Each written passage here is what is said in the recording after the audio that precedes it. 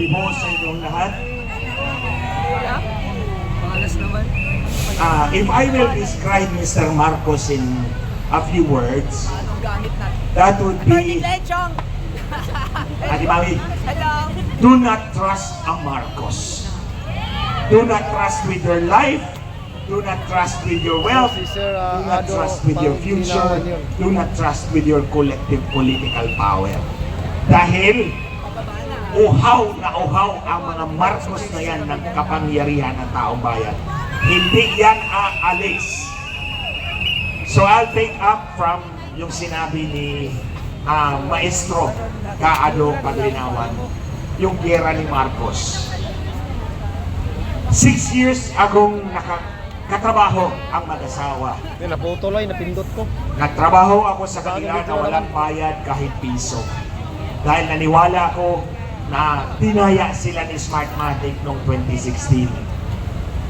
Doon sa pagkikipagtrabaho ko sa kanila, nalaman ko, personal knowledge ko yan, na tinutulungan sila ng gobyerno ng China.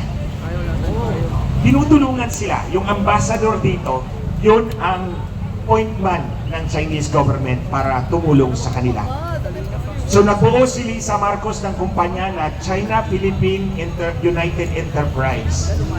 Lahat ng mga incheck na papasok na negosyo dito sa Pilipinas, dadaan doon sa kanila at kikita sila ng komisyon. Tinulungan sila. Nung nanalo na, pala doon sa opisina ni Lisa Marcos, may Philippine flag dito malaki, may Chinese flag dito sa kabila. Sa opisina yan ni Lisa Marcos. Dumadaan ako doon palagi.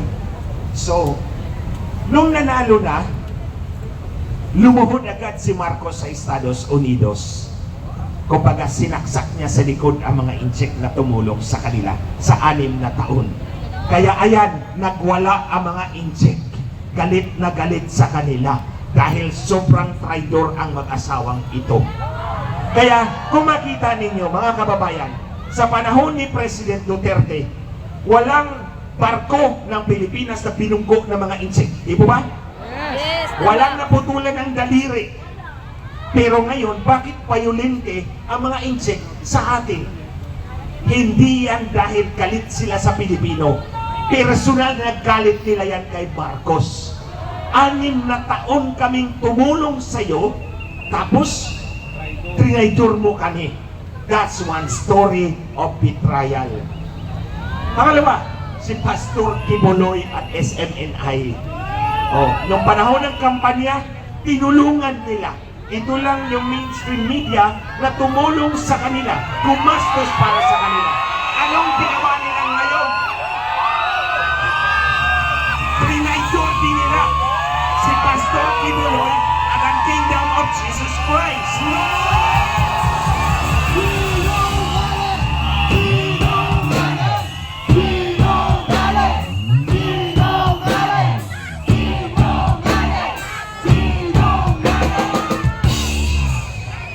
Ako ang ihemplo ng personal na pagtraidor ng mag-asawang ito.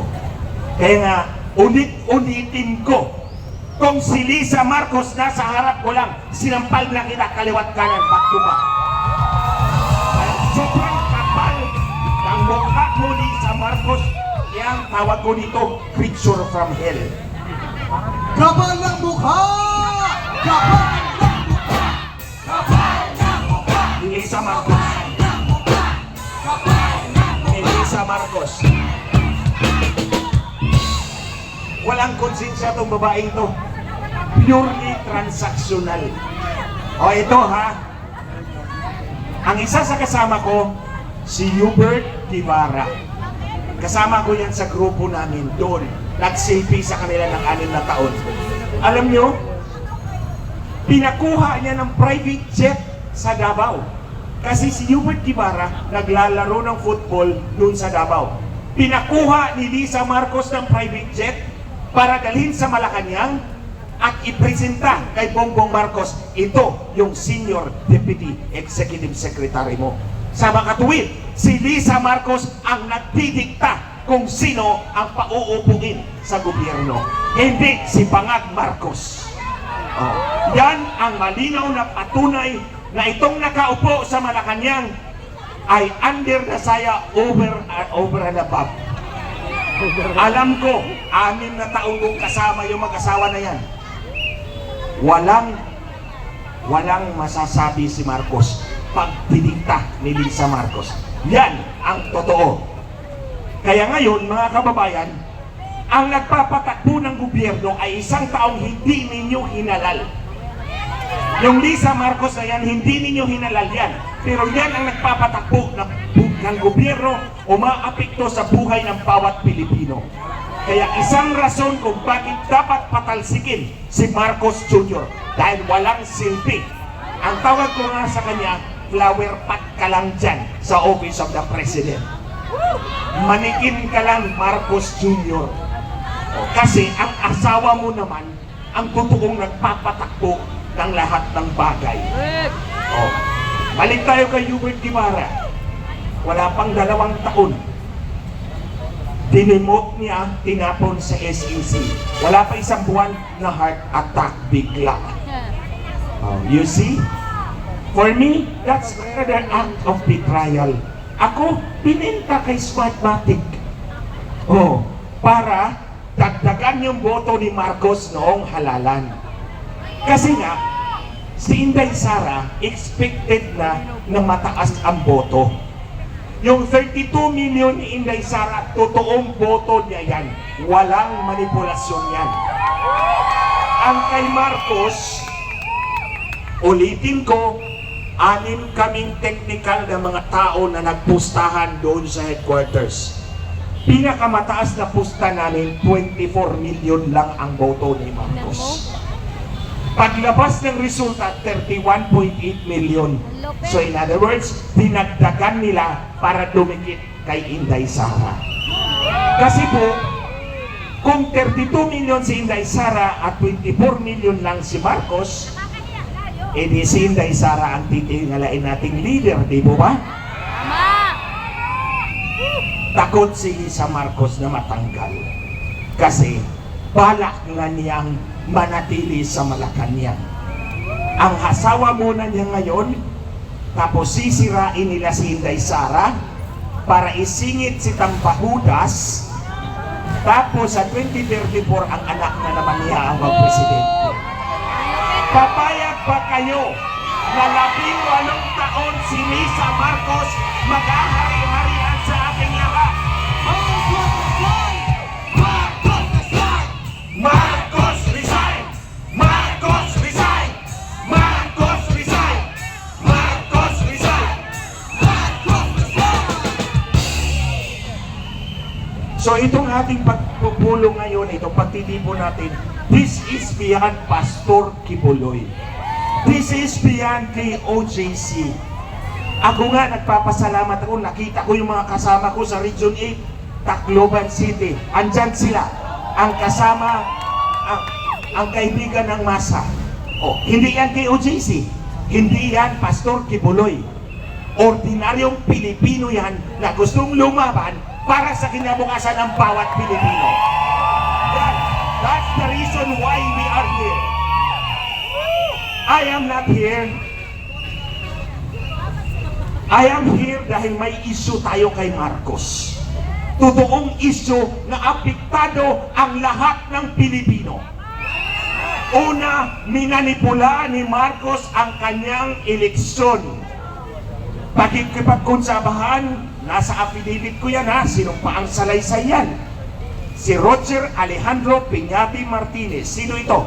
Presidente ng Smartmatic. Anong nangyari? Kinasuhan sa Florida ng bribery, violation of the Foreign Corrupt Practices Act. 25 years ang kulong niyan. Ang kakunsaba ni Lisa Marcos kinasuhan ngayon sa Amerika.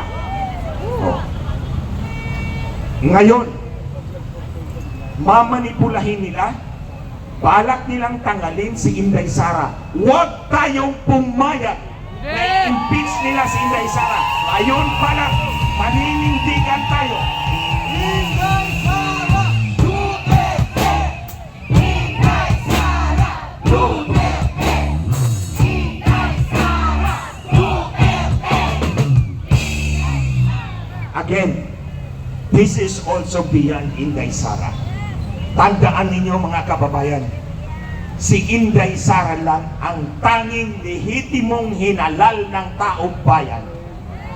Kasi ang boto niya hindi minanipula. Hindi tulad ni Marcos na manipulado ang kanyang boto. Kaya we have to rally behind the true leader of this country. Si Marcos, impostor lang yan. Kaya nga hinahamon ko itong mag-asawa, sobrang kapal ng mukha ng mga bangag na ito. Yung lalaki, national drug addict. Yung babae, national drug pusher. Para mag 2000 likes po tayo. At pinapakita ko sa inyo na hindi ako takot tawaging drug addict at drug pusher si Marcos Jr. at si Lisa Marcos. At hinahamon ko itong dalawang mag-asawang ang kapal ng mukha. Kasuhan niyo ako doon sa sinabi kong minanipula ninyo ang inyong eleksyon. Sige, hinamon ko na itong mag-asawa nung Lunes pa. Hindi naman ako kinasukan, pinapadispar nila ako. Pinapatanggalan nila ako ng lisensya bilang abogado. Tatlo na po yung disbarment ko, may pang-apat pa. Yung tatlo, nauna nung nagsalita ako sa Maisog Rally. Yung pang-apat dahil sasampalin ko raw si Lisa Marcos. So sabi ko kay Lisa Marcos, sige, pag sinagot ko yung pang-apat, idetalye ko doon kung paano mo minanipula ang Korte Suprema. Sige. At ito, ang kakunsabo ni Lisa Marcos, bago to ha, bago to. Ang kakunsabo ni Lisa Marcos na manipulahin ang Korte Suprema ay si Justice Lucas Bersamin, yung Executive Secretary ni Marcos. Ngayon ko pa lang yan pinangalanan para palapit na tayo dyan. Si Chief Justice Lucas Bersamin, ang Chief Justice ng Korte Suprema, si Lisa Marcos at kakunsaba on the other hand, para manipulahin ang desisyon ng Korte Suprema at paupuin si Marcos bilang Vice President doon sa protesta niya. O sige, subukan mo, Lisa Marcos.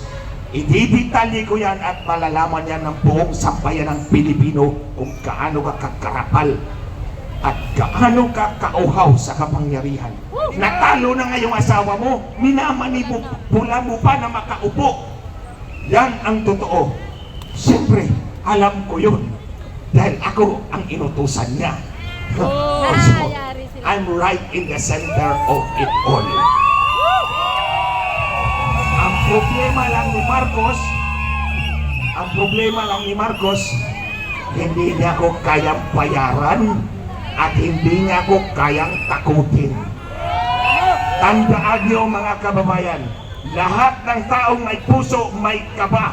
So huwag mo akong takot-takutin dahil may puso ka rin at may kaba ka rin.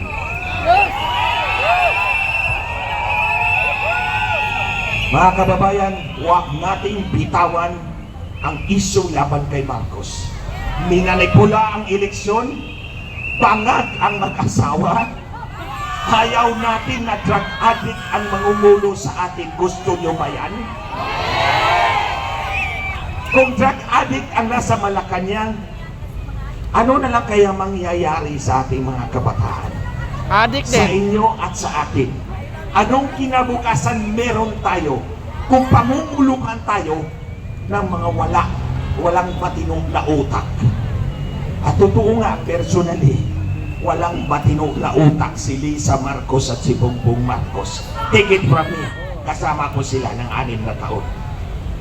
Kaya mga kababayan, ito ang issue natin laban kay Marcos. Itong pagluhod-luhod niya sa Amerika, dahil natakot siya, natatanggalin siya ng mga Amerikano. Palagi niyang sinasabi sa amin dati, the Americans removed my father. That's his deep-seated insecurity. Sa pagluhod-luhod niya sa Amerikano, we provoke China. Pero may interes si Marcos. Kapag magkagulo, he will declare emergency rule walang eleksyon, Marcos pa rin. So ganyan mga kababayan ang kalkulasyon ng mga hinayupak na ito. Kaya manindigan tayo, dalhin natin ang ating mga kababayan, mga kamag-anak dito para dumami tayo at sa tamang panahon, bawiin muli natin ang kapangyarihang minanipula. Maraming salamat.